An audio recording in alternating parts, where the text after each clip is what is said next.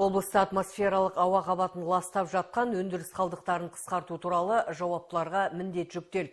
Экологиялық ахуалдың өзекті мәселелері облыстық әкімдікте өткен кеңестің тақырыбына арқау болды. Соңғы 3 жылда қолға алынған қоршаған ортаны қорғауға арналған шаралардың нәтижесінде ауаны ластайтын өндіріс қалдықтарын 14,5 мың тоннаға немесе 8%-ға азайту мүмкін болған.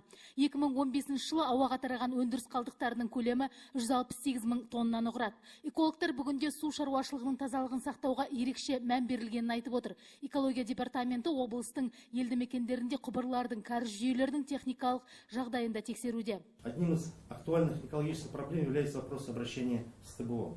Тұрмыстық қатты қалдықтар экологиялық ахуал үшін ең өзекті мәселе. Жыл сайын облыста 350 мың тонна қатты қалдықтар шығарылады. Оның 250 мың тоннасы 9 күл-қоқыс полигонына төгіледі. СНПC Ақтөбе мұнайгаз, Қазақойл, Интергаз Азия, Ферроқорытпа зауыты, Дөңтау кен байыту комбинаты сияқты ірі өндірістерде қоршаған ортаны қорғауға қатысты талапты күшейту керек.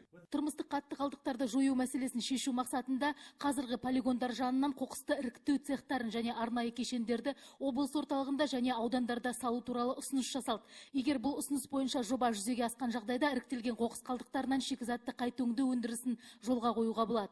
Нәтиже болады, егер біз ауаны тазартатын болсақ, осы Ақтөбе қаласынан бастап, осының барлығын бақылауға алу керек.